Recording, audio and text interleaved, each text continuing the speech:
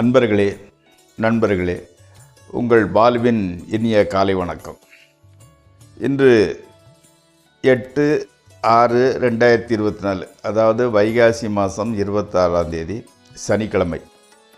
துதியை திதி சாயங்காலம் 3:56 வரை, அதுக்கு மேல் திருதியை திதி. திருவாதிரை நட்சத்திரம். ராகு காலம் 9லிருந்து 10 வரை. யமகண்டம் மத்தியானம் 1லிருந்து 3 வரை. நல்ல நேரம் 10 to 11. அடுத்தால சாயங்காலம் 4:30லேருந்து 5:30 வரை. சந்திராஷ்டிரமம் விருச்சிக ராசிக்காரங்களுக்கு. நீங்கள் அணிய வேண்டிய உடை நிறம், அதாவது போட வேண்டிய சட்டினோட கலர் ப்ளூ அல்லது பிளாக். அதே மாதிரி அணியக்கூடாதது, தவிர்க்க வேண்டிய கலர் ஒயிட். அதே மாதிரி சாப்பிட்றது உளுந்து வடை அல்லது புளியோதரை, இது சாப்பிட்டு கொள்ளலாம். இப்போது நம்ம முதல்ல அந்த வீடு, ஒவ்வொரு வீட்டினோட கிரகங்களை பற்றி நம்ம சொல்லிக்கிட்டு வந்தோம் இல்லையா, 1ஆம் வீடு 2ஆம் வீடுன்னு. அதில் நேற்று 4ஆம் வீடை ஆரம்பித்தோம். இப்போ அதில் இன்னும் ஒரு 2-3 பாயிண்ட்டு சொல்கிறேன். இந்த 4ஆம் வீட்டுக்கு உண்டான கிரகம் லக்னாதிபதியுடன் சேர்ந்து கேந்திர திரிகோணம், அதாவது 1, 4, 7, 10, 5, 9 ஆகிய இடங்களில் இருந்தால் ரொம்ப சவிக்கத்தோடு இருப்பார். தேவையானதெல்லாம் கிடைச்சிடும்.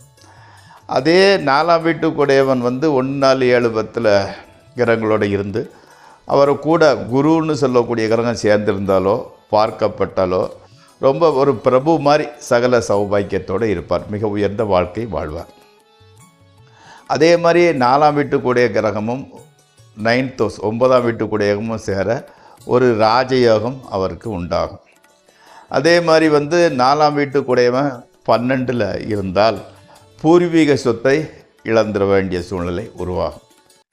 4ல் சுக்கிரன் அல்லது சந்திரன் இருக்க பெருந்தீனி கொஞ்சம் ஜாஸ்தி சாப்பிடுவார். எப்பவும் சாப்பிட்டுக்கிட்டே இருப்பார், பெருந்தீனி தின்பார். அதே மாதிரி 4 கூடையவன் நீசனாக இருந்து பாவிகளுடன் சேர்ந்திருந்தார்னா பெரிய பாவத்தை கூட கூசாது பண்ணுவார். இது 4ஆம் வீட்டிலோட சில அமைப்புகள். நாளை மீண்டும் 2-3 பாயிண்ட்டை சொல்லிக்கிட்டு இப்போது ராசி பலன் நிகழ்ச்சிக்குள் போவோம்.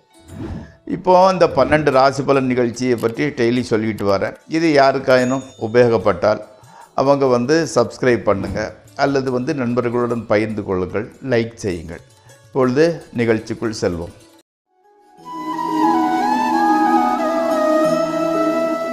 மேசராசி. மேசராசிக்காரங்களுக்கு இந்த பணவரவு, வரக்கூடிய பணம் நல்லா தான் வந்துக்கிட்டு இருக்குது. அதாவது தொடர்புற இல்லாத சொந்தக்காரங்க இப்போ உங்கள்கிட்ட தொடர்பு கொண்டுக்கிட்டு இருக்கிறாங்க.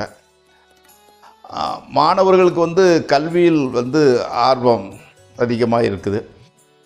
நண்பர்கள் உங்களுக்கு சப்போர்ட்டிவாக இருந்துக்கிட்டு இருக்கிறாங்க. கணவன் மனைவி உறவோடு நல்லாகத்தான் போய்கிட்டு இருக்குது. அதே மாதிரி உத்தியோகம் சுமூத் செயலி, ஒன்றும் பிரச்சனை கிடையாது. ஸோ இந்த பொழுது சுமூகமாகவே செல்கிறது. அடுத்து ரிஷபராசி. ரிஷபராசியில் எப்படின்னா, நீண்ட நாளைக்கு, ரொம்ப நாளைக்கு பிறகு மனசு அமைதியாக இருக்கிறது. பணம் ஓரளவு வந்திருக்குது. கொஞ்சம் குடும்பத்தில் ஏற்பட்ட குழப்பம் கொஞ்சம் குறையுது. வாலிப வயசில் உள்ளவங்களுக்கு அதாவது ஒரு லைஃப் பார்ட்னர் மாதிரி ஒரு காதலியை சந்திக்க வேண்டிய சூழ்நிலை உருவாகிறது.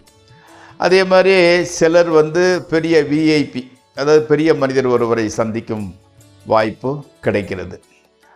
உங்களை நீங்களே சமாதானப்படுத்திக்கிடுவீங்க. ஆமாம், இப்போ நேரம் சரியில்லை, அடுத்த வாரம் பார்த்துக்கலாம், அடுத்த மாதம் பார்த்துக்கலாம்னு அப்படி சமாதானம் பண்ணிக்கிட்டு போய்கிட்டே இருக்கிறீங்க. அடுத்து மிதுன ராசி. குடும்பத்தை விட்டு பிரிஞ்சிருக்க வேண்டிய சூழ்நிலை, பிரிஞ்சு தான் இருந்துக்கிட்டு இருக்கிறீங்க. பணப்புழக்கம் ரொம்ப டைட்டாக இருந்துக்கிட்டு இருக்குது. அம்மாவின் உடல்நிலை கூட கொஞ்சம் மந்தமாக இருந்துக்கிட்டு இருக்குது. அதே மாதிரி மூத்த சகோதரர் ஒருத்தர் நல்ல நிலையில் செட்டில் ஆகிட்டார். அவரும் உங்களுக்கு கொஞ்சம் சப்போர்ட்டிவாக இருந்துக்கிட்டு இருக்கிறார். அடுத்து கடகராசி. முயற்சி திருவினையாக்கும். உங்களோட முயற்சிக்கு உரிய வெற்றி, ரிசல்ட்டு கிடைக்கிறது. பண நடமாட்டம் ஓரளவு நல்லா தான் இருந்துக்கிட்டு இருக்குது. அதே மாதிரி ட்ரேடிங் பண்ணுறவங்களுக்கு ஓரளவு நல்ல லாபம் கிடைக்கிறது. அதே மாதிரி எதிர்கால மனைவியை சந்திக்க வேண்டிய சூழ்நிலை வருகிறது. திருமணமானவர்களுக்கு கணவன் மனைவி உறவு நன்றாக இருக்கிறது. குழந்தை பாக்கியம் உண்டாகக்கூடிய காலம் இது. அடுத்து சிம்மராசி. குடும்பத்தில் புதிய தொழிலை ஒன்று ஆரம்பிக்கலாம்னு நினைக்கிறீங்க. அதாவது எல்லாம் சேர்ந்து அது நல்ல முன்னேற்றத்தை கொடுக்கும் என நம்புகிறீர்கள். வீடு, வாகனம், விவசாயம், தொழில், அம்மா உடல்நிலை எல்லாமே ஓரளவு நல்லா தான் இருந்துக்கிட்டு இருக்குது. மாணவர்களுக்கு கூட நல்ல வாய்ப்பு கிடைக்கின்றது. அடுத்து கன்னியாராசி. கன்னியாராசிக்காரங்களுக்கு உங்களுக்கு கடவுள் பக்தி ரொம்ப ஜாஸ்தி ஆகிட்டு போகுது. உத்தியோகம் நல்ல முறையில் செல்கின்றது. எதிர்பார்த்த பணவரவு மட்டுமின்றி ட்ரேடிங்கு கூட ஓரளவு பரவாயில்லாமல் நடக்குது. கணவன் மனைவி உறவு கூட நல்லா சொல்லிக் கொடுக்கும்படி எந்த விதமான பிரச்சனையும் இல்லாமல் ஸ்மூத் சைலிங் நல்லா தான் போய்கிட்டு இருக்குது. வாகன ரிப்பேர் செய்ய வேண்டிய சூழ்நிலை வருது. அதனால் கொஞ்சம் செலவு வந்துக்கிட்டு இருக்குது. பெரிய அளவில் பிரச்சனை இல்லாத நாள் இது. அடுத்து துளாராசி. உங்கள் ரிலேஷனுக்கு நீங்கள் எவ்வளவு செஞ்சாலும் அவங்கக்கிட்ட உங்களால் நல்ல பேர் எடுக்க முடியலை. நீங்கள் அதை பற்றி ஒன்றும் கவலைப்பட வேண்டாம். உங்களது மனசாட்சிப்படி நடந்து கொள்ளுங்கள். அதே மாதிரி த்ரோட் இன்ஃபெக்ஷனு, இருமல் வர்றதுக்கு வாய்ப்பு இருந்துக்கிட்டு இருக்குது. தண்ணியை கொஞ்சம் சுட வச்சு சாப்பிடுங்க.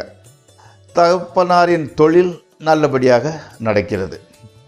அடுத்து விருச்சகம். காரணமில்லாத சண்டை சச்சரவு யாரோட? மனைவியோட உண்டாகிறது. மனக்குழப்பம் கொஞ்சம் அதிகரிக்கிறது. காரணம் சந்திராஷ்டிரமம் தான்.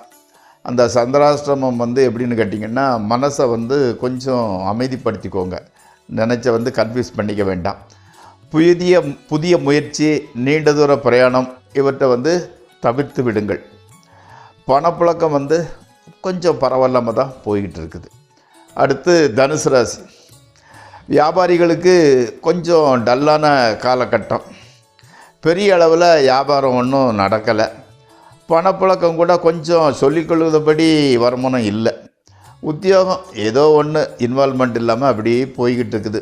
மெக்கானிக்கல் லைஃப், மிஷினரி லைஃப்னு சொல்கிறாங்க இல்லையா, அது. ஸோ அமைதியாக இருங்க. 2-3 நாளில் அந்த நிலைமைகள்லாம் சரியாகிவிடும். அடுத்து மகர ராசி. புதிய வாகனம் வாங்கணும்னு நினச்சிருக்கிறீங்க. அது நடக்கிறது. மனசு கொஞ்சம் உற்சாகமாக தான் இருந்துக்கிட்டு இருக்குது. எப்படின்னா பணப்பழக்க வழக்கம் பரவாயில்லை. பர்டிகுலராக மாணவர்களுக்கு இது அருமையான ஒரு காலகட்டம். அதனால் இதை உபயோகப்படுத்தி கொள்ளுங்கள். சுற்றத்தினர், அக்கம் பக்கத்தில் உள்ளவங்க, கூட வேலை செய்கிறவங்க எல்லாத்தையுமே ஒரு நல்ல பேரை எடுத்துக்கொண்டீர்கள். அடுத்து கும்பராசி. வீட்டை அழகுபடுத்துறதுக்காக செலவு பண்ணுறீங்க. அதே மாதிரி குழந்தைகளோட நடவடிக்கை, அவங்களோட பேச்சு செயல் எல்லாமே உங்களுக்கு மகிழ்ச்சி கொடுப்பதாக இருக்கிறது. வீட்டில் உள்ள பெரியவர்கள் மாத்திரம் ஏதாவது குறை சொல்லிக்கிட்டே இருந்துக்கிட்டு இருக்கிறாங்க. அடிக்கடி பிரயாணம் செய்ய வேண்டியது கொஞ்சம் சலிப்பாக தான் இருந்துக்கிட்டு இருக்குது. ஹஸ்பண்ட் அண்ட் ஒய்ஃப் ரிலேஷன்ஷிப்பு கூட நல்லா இருந்துக்கிட்டு இருக்குது.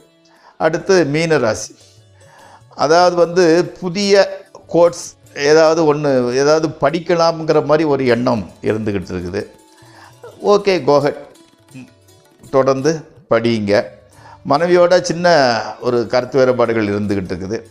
வியாபாரம் செய்கிறவங்களுக்கு இடமாற்றம் அல்லது தொழில், அந்த கம்பெனி பேர் மாற்றம் ஏதாவது ஒன்று செய்ய வேண்டிய சூழ்நிலை வருது. அப்போ தான் தொழிலில் முன்னேற்றம் ஏற்படுங்கிறது உங்களது அசைக்க முடியாத நம்பிக்கை. மாற்றிக்கொள்ளுங்கள். அதே மாதிரி பணவரத்து ஓரளவு பரவாயில்லாமல் இருந்துக்கிட்டு இருக்குது. உத்தியோகம் பண்ணுறவங்களுக்கு நல்ல பெயர். நண்பர்களே, இந்த ராசி பலன் நிகழ்ச்சி இத்துடன் நிறைவேறுகிறது. நாளை மீண்டும் சந்திப்போம்.